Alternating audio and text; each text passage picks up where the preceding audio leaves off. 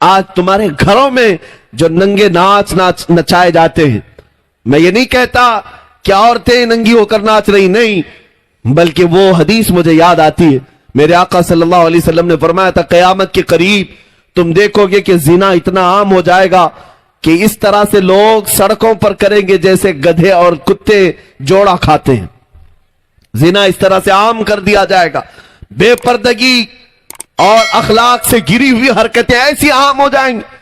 आज तक हमारे मशरिकी रिवायात में इस तरह से हरकतें तो अभी देखने को नहीं मिली, लेकिन हर एक के हाथ में जो इंटरनेट आया हुआ है, मोबाइल स्क्रीन ने वो सारी चीजें तुम्हें दिखा दी। टेलीविजन दुनिया ने ये तुम्हें अखलाक से घिरी हुई जिना की नंगी तस्वीरें दिखाना शुरू कर दिया है।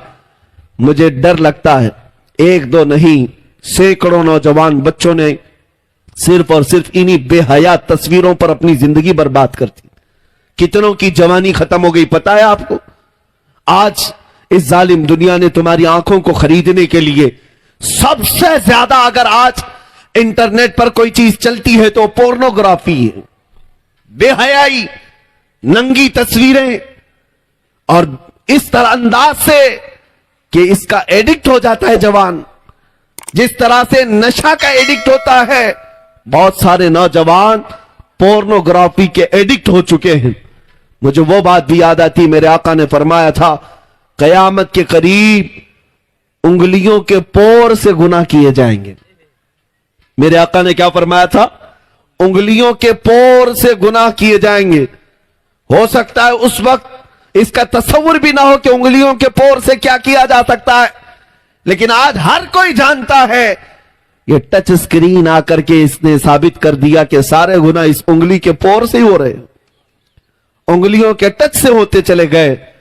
आप क्या समझते हो, रात की तारीकी में या तन्हाई के कमरे में बैठकर बेहयाई की तस्वीरें देख लें और गंदी फिल्में देख लें? कोई नहीं देख रहा है, मां बाप नहीं देख रहे, पर्दा लगा हुआ है, दरवाजा बंद है। एक बात याद रखना है मुसलमानों, तुम अपने नबी को हाजिर और नाजिर मानते हो, हाजिर और नाजिर मानते हो, और अल्लाह रब्बुल इज्जत कुरान में कहता है, यअलमु खाइनतल अयुनि वमा तुख्फी सुदूर। वो अल्लाह है जो तुम्हारी आंखों की खयानत को भी देख रहा है और तुम्हारे दिलों में छुपे हुए हालात को भी देख रहा है। क्या तुम रब्बे जुल जलाल को देखने की हालत में बेहया बन सकते हो, नंगे बन सकते हो? आज मैं इन बातों पर तवज्जो इसलिए दे रहा हूं कि आज हमारे बच्चों को अगर किसी चीज ने बर्बाद किया है तो इसी दुनिया ने बर्बाद किया। इससे बचने का तरीका क्या है? इससे बाहर आने का तरीका क्या है? जो नौजवान इंटरनेट की दुनिया में अपने अखलाक तबाह करके बैठे हुए हैं, इससे बाहर कैसे आएंगे? एक ही नुस्खा है, एक ही इलाज है। इन आंखों को तड़प और तमन्ना दे दो ताजदार मदीना को देखने की। एक बार उस चेहरे पाक को देखने की तड़प पैदा करो। देखना, हुजूर को देखने की जो आंखें हैं ना, वो फिर बेहया कभी नहीं हो सकती, वो बेहया नहीं होंगी। मेरे अजीजों, छुपी हुई बातें तो दूर की हैं, या मजमे की बात तो दूर की है, वो तन्हाई में भी आंख उठा करके कभी अजनबिया की तरफ नहीं देखेगा, इसलिए कि वो आंखें बचा कर रखता है कि मुझे हुस्ने मुस्तफा को देखना है, नबी पाक को देखना है।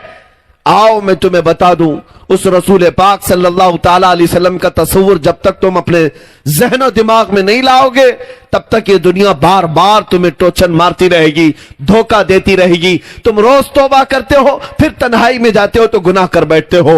रोजाना तुम अपने गुनाहों से बाज आने की बात करते हो, लेकिन फिर अकेलापन महसूस होता है, उसी गुनाह की वादी में चले जाते हो। उसका इलाज यही है कि तड़प पैदा करो, तमन्ना पैदा करो कि मुझे देखना है तो पहले नंबर पर मेरे मुस्तफा को देखना है, मेरे आका को देखना है, और इसी आस में दुनिया से चले जाओगे।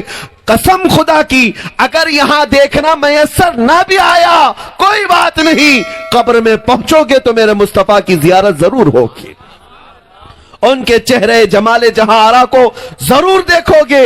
आओ मेरे आका सल्लल्लाहु ताला अलैहि वसल्लम के खतो खाल पर जिन लोगों ने भी अपने अशआर में लिखा है, उस पर मैं अपनी गुफ्तगू